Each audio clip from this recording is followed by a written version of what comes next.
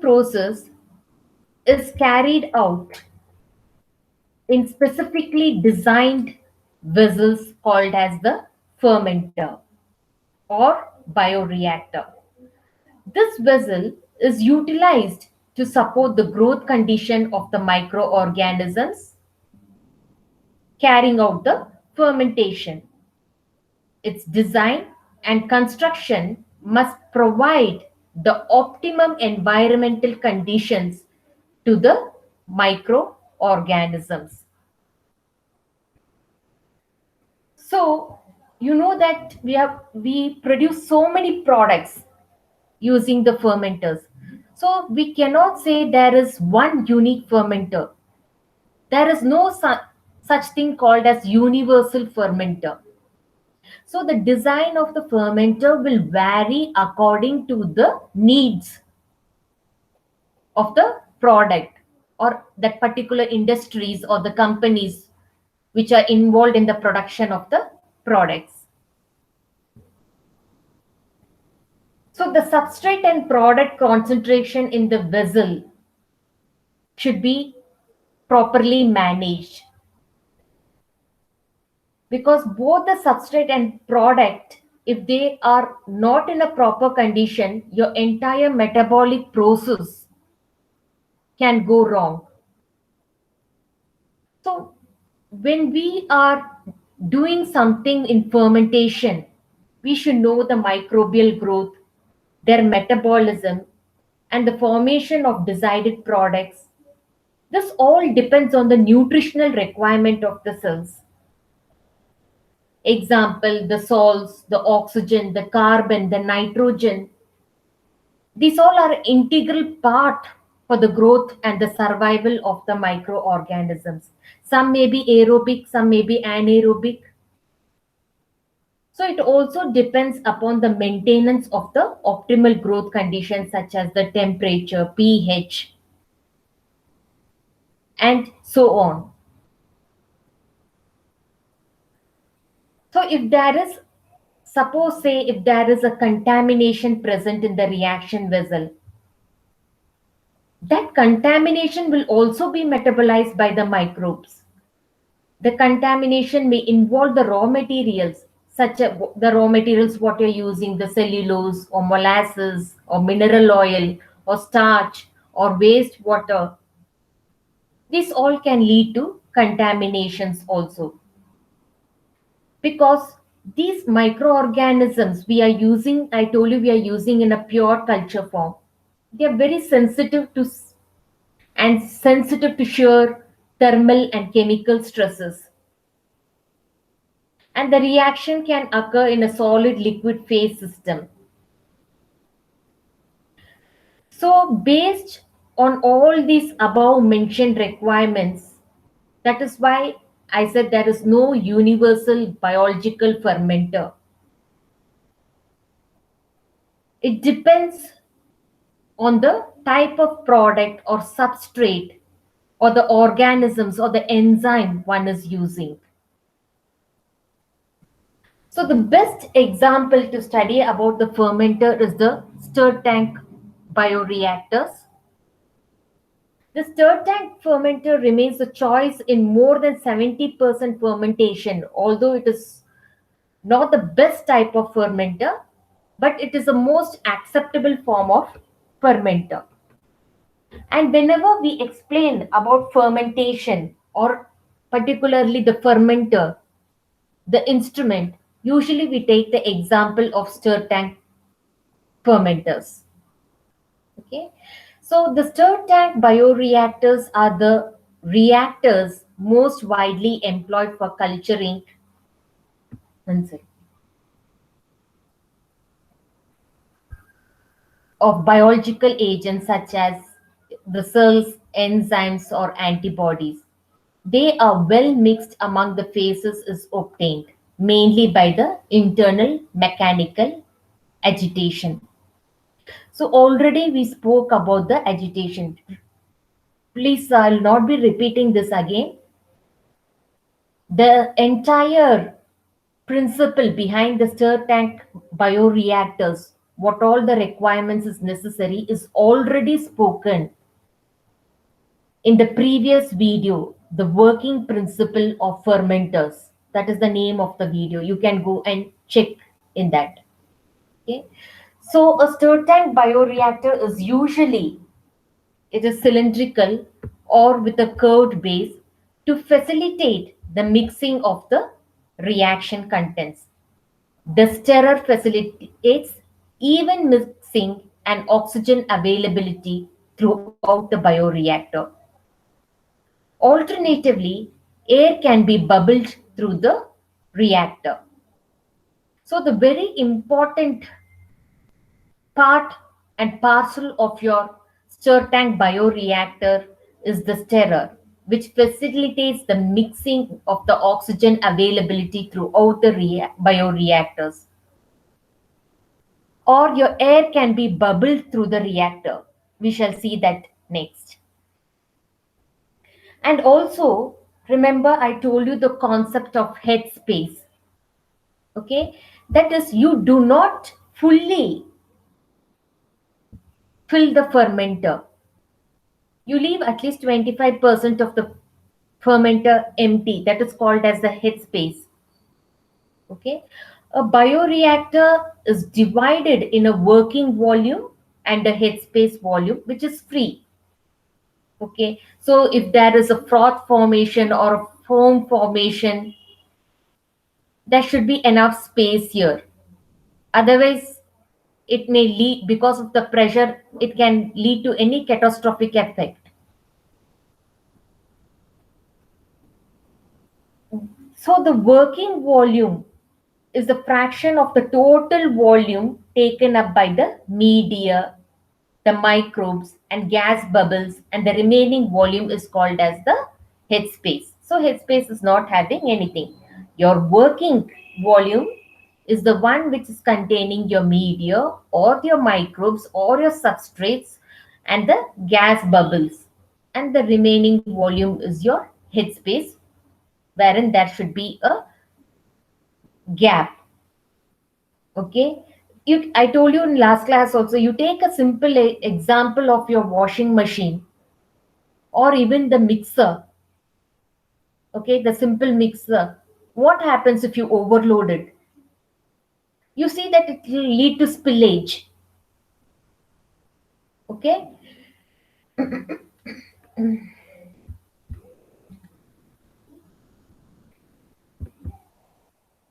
So the main components of the stir tank reactors are the impellers. The most commonly used impeller is the Rushton impeller.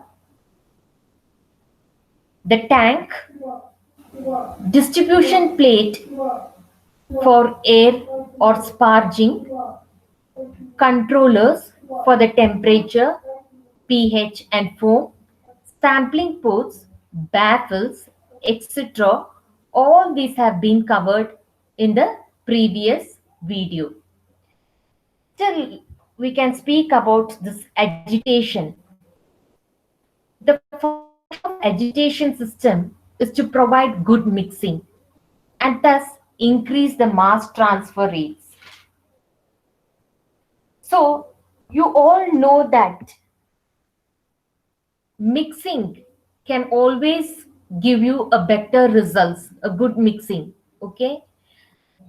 So here a good mixing is required to increase your mass transfer rates through the bulk liquid and bubble boundary layer. What it means to tell is your tank or your fermenter is passed through what the bubbles are being passed through. That is, the air enters into your fermenter.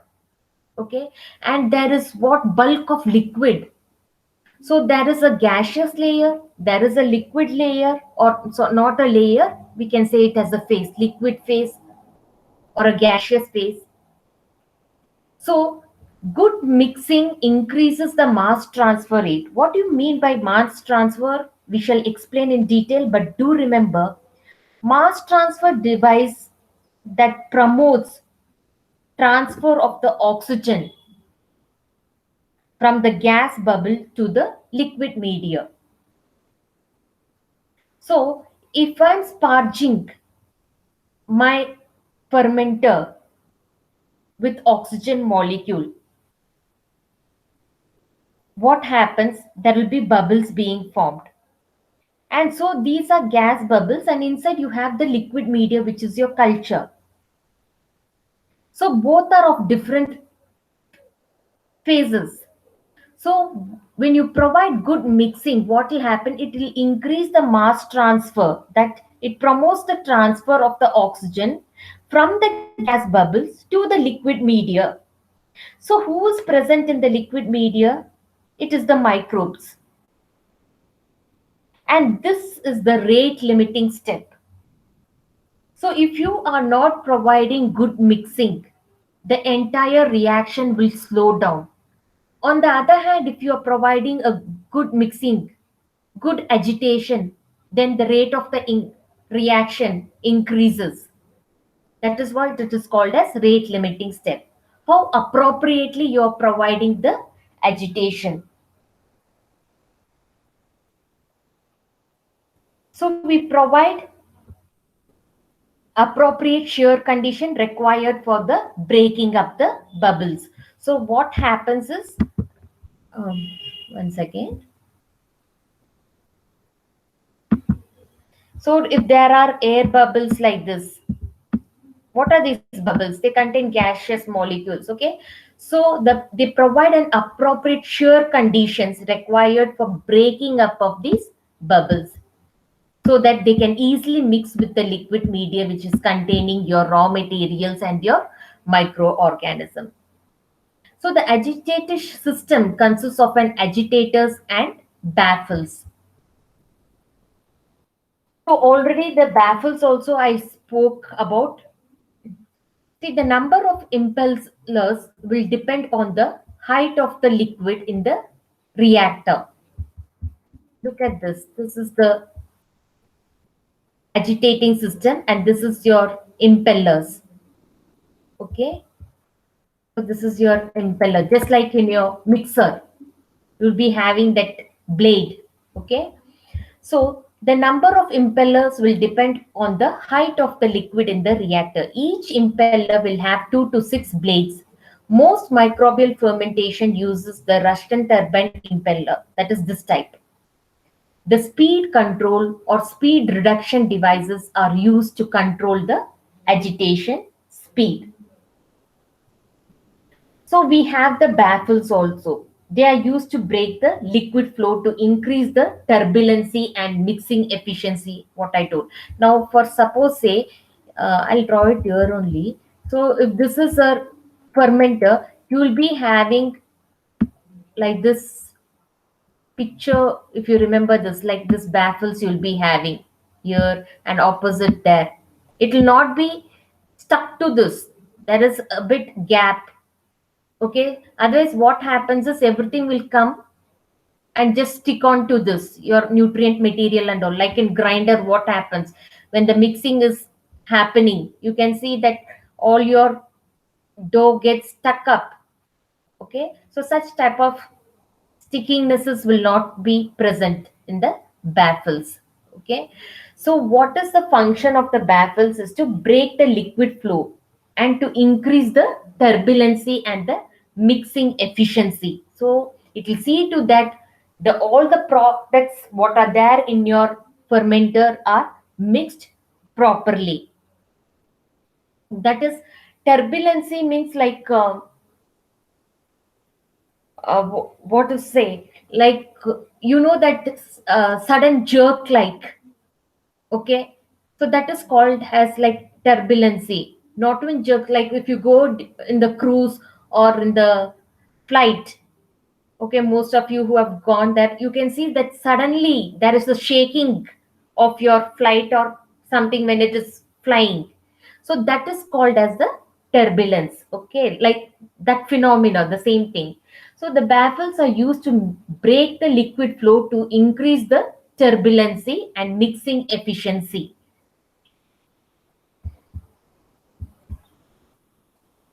And also there should be a mechanical seals. The mechanical seal is to prevent the contaminants from entering the reactor and to prevent the organism from escaping through the shaft. Okay, so this is the shaft, and we have the top lid, which are, these are all sealed, because nothing should, undesirable things should not enter into my fermenter, nor something from a fermenter should come out from the fermenter and escape into the environment. That is why we use the mechanical seal. So now I think so it is clear. An agitator is a device or mechanism to put something into motion by shaking or by stirring. Okay, and the baffles, what happened, they increase the turbulency and mixing efficiency. Otherwise what happens, I used a word like vortex mixing last time. Okay, such type of vortex mixing should not occur. Vortex mixing means like you have used the vortex in the laboratory also. Okay, wherein you keep your test tube with a liquid and you just switch on. What is happening? It is thrilling. Such type of thrilling is not required here. Okay, or you can imagine the whirlwind or tornado, how they are, how they move around. Okay, most of you have seen the picture of this tornado and all, how they move. So that is called as vortexing. Okay, so such type of phenomena should not happen. Vortexing should not be there. So there should be uniform mixing. So I think so I have made this clear. What is vortexing is? Vortexing you have already used in your laboratory also. Okay, wherein you had put your liquid material into your test tube and you kept it on the vortex and it started mixing. Otherwise, if you don't remember, just remember the tornadoes which occurs in different places. Okay, the whirlwind, what we say. So that is known as the um, vortexing.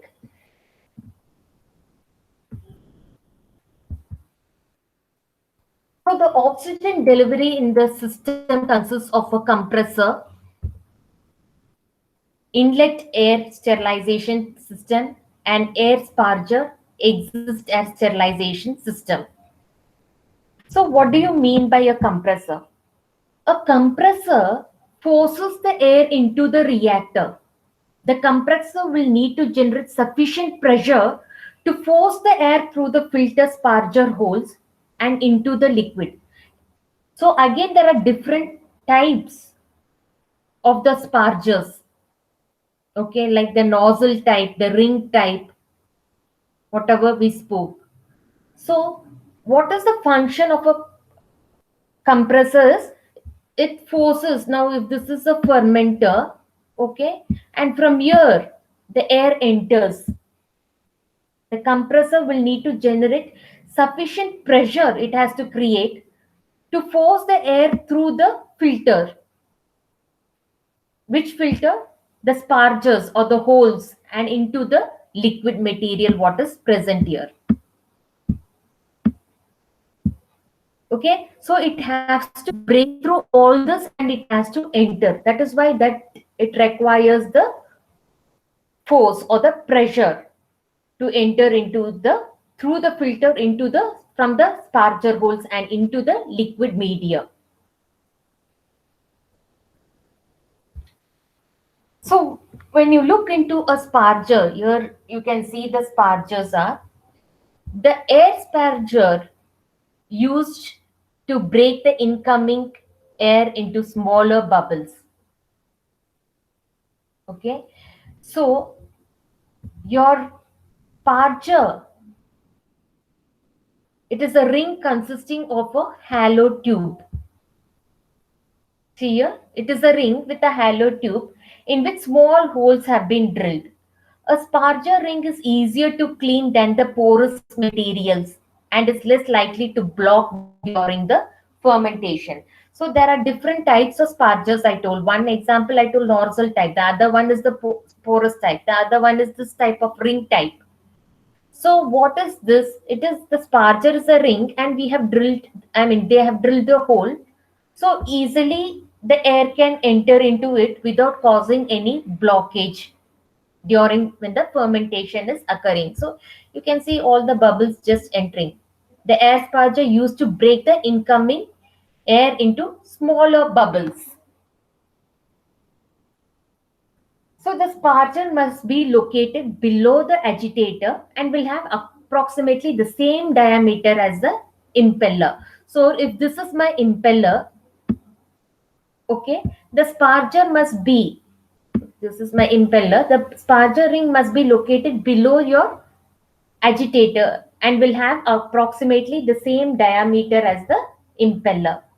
Thus, the bubbles rise directly into the impeller blades, facilitating the bubble breakup.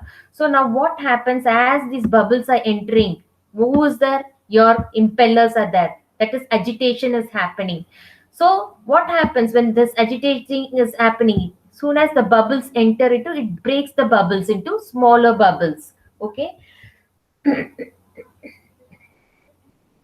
So although various designs can be used, such as your porous or the nozzle made of glass or metal, the most common type of filter used is a modern bioreactor is the sparge ring.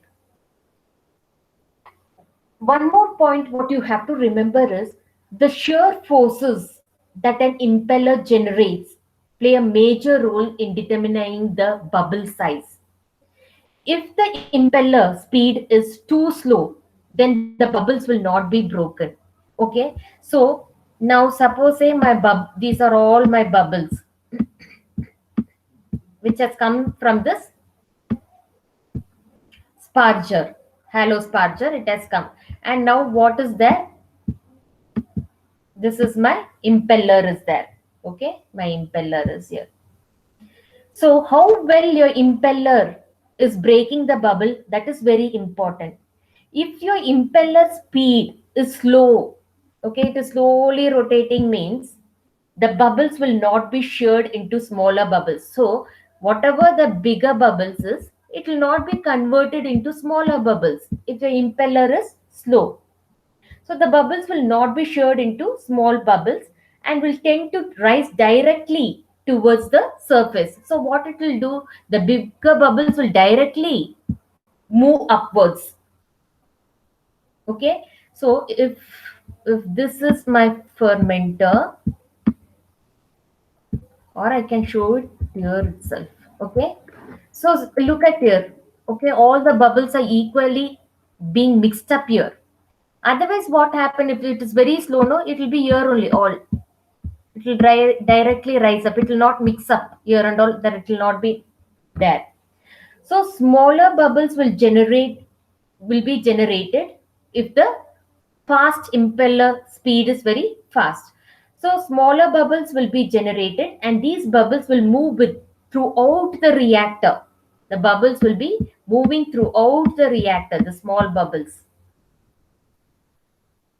increasing the gas holdup and bubble resistancy time. This is very important.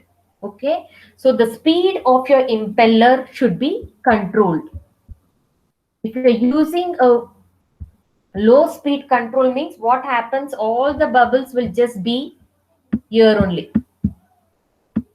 Or if you're going to use a faster impeller, then okay, there will be uniform mixing.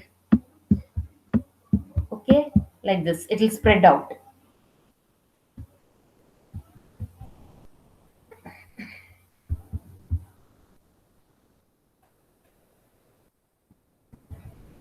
So other all requirements of the fermenter, as I told you, there is a thermometer, a pH adjuster, and antifoam adding agents. All this, please kindly refer to the previous videos because that is all is applicable even to your stir tank fermenter. Now, the condition in the fermenter are made steady by employing the principle of chemostat and turbidostat. You're very familiar with this word chemostat or turbidostat. Again, I shall deal this again detailing. Okay, but for time being, of course, you have to remember what is this chemostat and turbidostat in the fermenter. Hemostat is involved in adjusting the flow rate. So it is used in adjusting the flow rates of the fermenter to the required value, how much ever you want the flow rate, so that can be adjusted. And it is maintained also, which further make fermenting microbes, substrate and product to reach their natural levels. That is done by the hemostat. So what is happening in your fermenter? What is all present? Your substrate is present, your microbes is present, your product is being formed.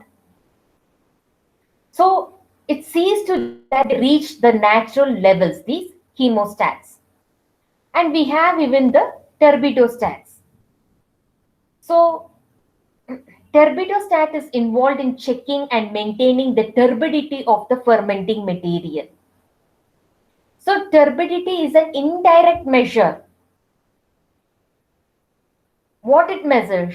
The number of growing microbes. So if you find that the substrate or the liquid material is very turbid, what immediately strikes to your mind? It strikes that there are more number of growing microbes. Okay, that is, it becomes opaque. So turbidity is an indirect measure of the number of growing microbes inside the fermenter. So the use of bacteria and yeast provide the most successful continuous fermentation, providing us the desired product in the form of primary and secondary metabolites. So this is about your stir tank fermenter.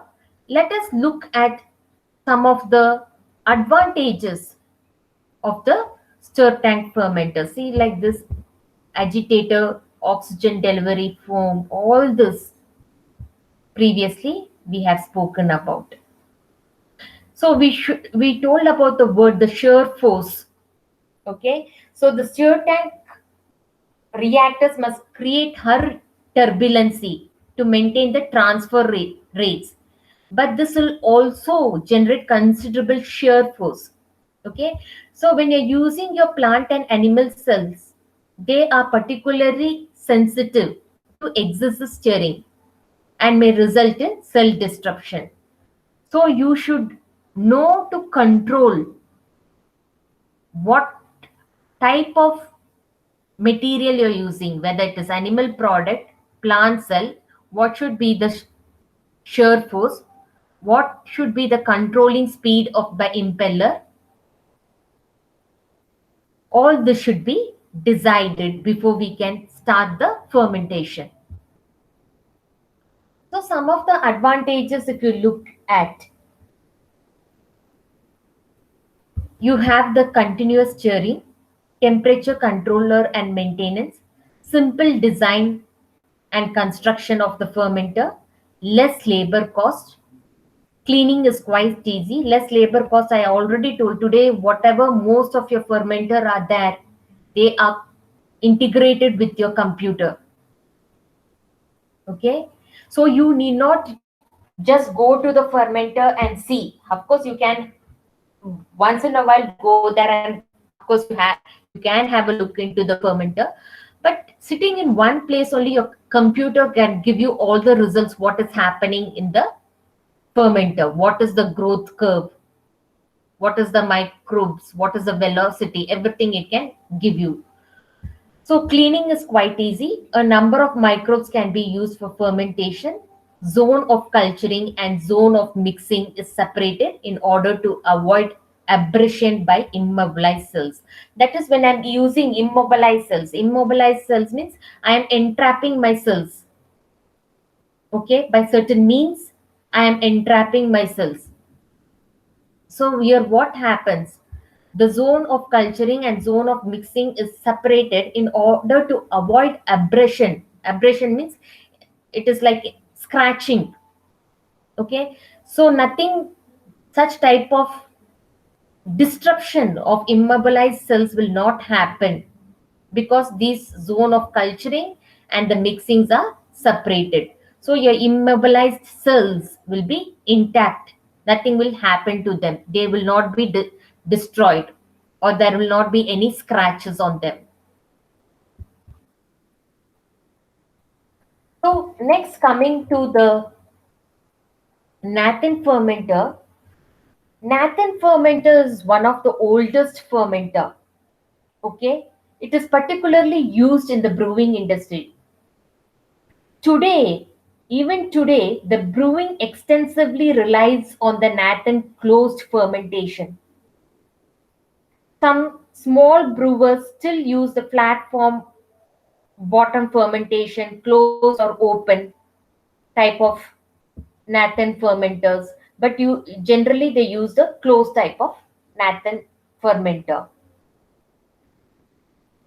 So this Dr. Leopold Nathan is a Swiss inventor.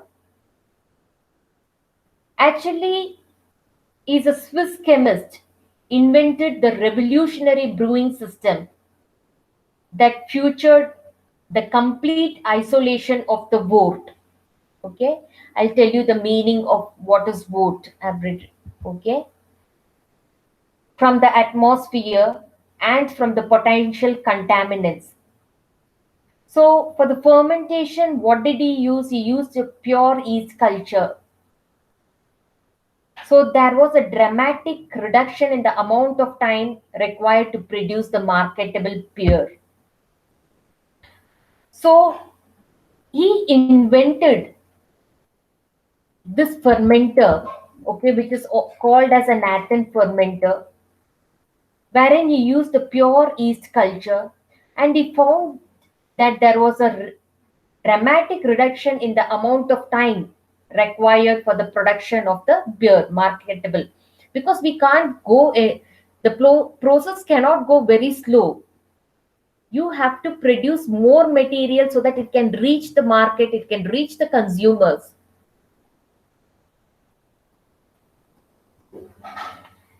So coming to in detail about the Nathan fermenter, look at this. This is one of the example. It is the cylindro-conical vessel with a conical base, and usually it is a closed type. Okay, that is what is more appreciable, closed type. The vessel consists of stainless steel vertical tube with a hemispherical top.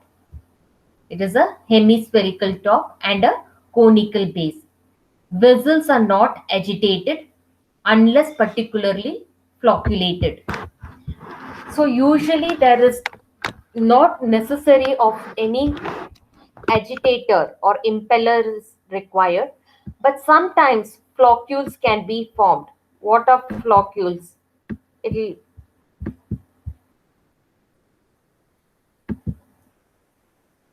So we can see all this bubbles like this, all coming together and joining. This is called as flocculent. Okay, so when such type of thing happens, then you have to go for the agitation, otherwise it's not necessary. Small impeller may be used to ensure the homogeneity liquid extracted from mashing process during the brewing of the beer. So whenever we are producing the beer from whatever the raw material may be, whatever we are using, whether it is a maize or barley or whatever you're using, a small impeller is used so that you can see that there is a homogeneity mixing up here.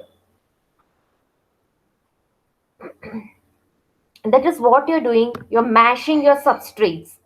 Okay, only that mash product is what you're getting, that is known as the brewing or the beer, or even in the whiskey production also. So the wort is inoculated with yeast and fermented for 40 to 48 hours. What is this wort? It is a liquid extracted from mashing the process during the brewing of beer. That is the raw material what you're using for preparing your beer or your whiskey. Sometimes you can use your rice, you are using barley, you're using maize or any other materials as a starting material for the production of beer, or as I said, even whiskey. So what happens? So the liquid extracted from mashing these substrates is known as the wood. So the mixing is achieved by addition of carbon dioxide. Bubbles rise rapidly in the vessel. Temperature control is monitored by the probes, and cooling jackets are fitted to the wall to regulate the flocculation. The fermentation is terminated by circulation of the chilled water. So this is a very simple method, but this was the first method which actually revolutionized the brewing industry. And you know that only certain modification is being made from what the Nathan developed his fermenter and the what is there in the present fermenter. And also he obtained a patent for this. So what is the advantages? You have the reduced process time, primary fermentation and condition carried in the same vessels. The sedimented yeast is easily removed. That is, the sedimentation means settling of the yeast. The biomass is settled, that can be removed easily. Maturing time may be reduced by gas washing with carbon dioxide.